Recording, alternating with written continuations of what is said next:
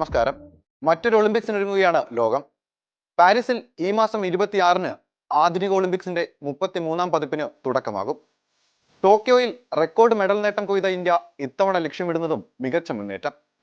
ഇന്ത്യയുടെ റെക്കോർഡ് നേട്ടമെന്ന് അഭിമാനം കൊള്ളുമ്പോഴും അത് അത്ലറ്റിക്സിൽ ഒരേയൊരു സ്വർണത്തിൽ ഒതുങ്ങുന്നു എന്നതാണ് നിരാശ. 140 കോടി ജനങ്ങളിൽ നിന്ന് നല്ലൊരു സംഘത്തെ ഉറപ്പിക്കാൻ നമുക്ക് സാധിക്കാറില്ല. തമ്മിൽ ഭേദമാണ് കഴിഞ്ഞ കുറച്ചു കാലത്തെ നേട്ടം എന്ന് മാത്രം. ഇത്തവണ ചരിത്ര മുന്നേറ്റം ലക്ഷ്യമിടുന്ന ഇന്ത്യയുടെ പാരീസിലെ പ്രതീക്ഷകൾ എന്തൊക്കെ?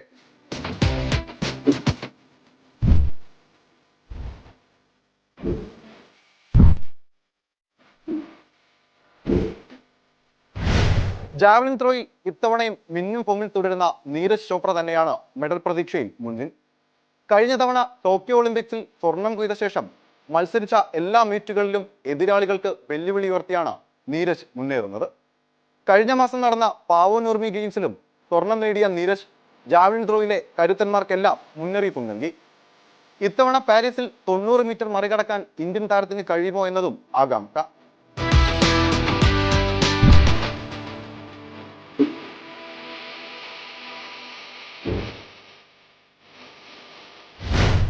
അത്ലറ്റിക്സിലാകെ 29 താരങ്ങളാണ് ഇത്തവണ പാരീസിൽ ഇറങ്ങുന്നത്. കഴിഞ്ഞ കോമൺവെൽത്ത് ഗെയിംസിൽ ട്രിപ്പിൾ ജമ്പിൽ വെള്ളി നേടി ഇന്ത്യയുടെ അഭിമാനമുയർത്തിയ അബ്ദുള്ള അബൂബക്കർ അത്ലറ്റിക്സിൽ മലയാളി പ്രതീക്ഷയാണ്. 4x400 മീറ്റർ റിലേ ടീമിൽ 3 മലയാളി താരങ്ങളുണ്ട്. മുഹമ്മദ് അനസും മുഹമ്മദ് അജ്മലും ഡൽഹി മലയാളി അമോജ് ജേക്കബും. 3000 മീറ്റർ സ്റ്റീപ്പിൾ ചേസിൽ മെഡൽ പ്രതീക്ഷയാണ് അവിനാഷ് സാബ്ലെ. 100 മീറ്റർ ഹഡിൽസിൽ ഇന്ത്യൻ റെക്കോർഡ് പലതവണ തിരുത്തിക്കുറിച്ച ജ്യോതിയ രാജി മികച്ച പ്രകടനം ഇത്തവണ ലക്ഷ്യമിടുന്നുണ്ട്. വനിതാ ജാവലിൻ ത്രോയിൽ അന്നു റാണിയും ചരിത്രം കുറിക്കാൻ കാത്തു നിൽക്കുന്ന താരം. ഏഷ്യൻ ഗെയിംസിൽ സ്വർണവും കോമൺവെൽത്ത് ഗെയിംസിൽ വെങ്കലവും സ്വന്തമാക്കിയാണ് അന്നു റാണി വരുന്നത്. Long jump, high jump, 20 kilometre നടത്തം തുടങ്ങിയ ഇനങ്ങളിലും താരങ്ങൾ ഇറങ്ങും. അത്ലറ്റിക്സ് ടീം കഴിഞ്ഞാൽ ഏറ്റവും അധികം ഇന്ത്യൻ താരങ്ങൾ പങ്കെടുക്കുന്നത് ഷൂട്ടിങ്ങിലാണ്, 21 പേർ.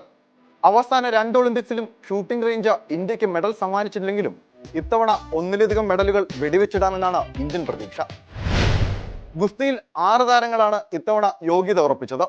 അന്താരാഷ്ട്ര മെഡലുകൾ നേരത്തെ ഇന്ത്യക്ക് സമ്മാനിച്ച വിനേഷ് ഫോഗട്ട്, ലോക ചാമ്പ്യൻഷിപ്പിൽ വെള്ളി നേടിയ അൻഷു മാലിക്, തുടർച്ചയായി 2 തവണ അണ്ടർ 20 ലോക ചാമ്പ്യനായ 19-കാരി ആന്റിം പാങ്കൽ, അണ്ടർ 23 ലോക ചാമ്പ്യൻ റീതിക ഹൂഡ, 2021 അണ്ടർ 23 ലോക ചാമ്പ്യൻഷിപ്പിൽ വെങ്കലം നേടിയ നിഷ ദഹിയ, ഏഷ്യൻ ഗുസ്തി ചാമ്പ്യൻ അമൻ സെഹ്റാവത്ത് എന്നിവരാണ് ഗുസ്തിയിലെ പ്രതീക്ഷ.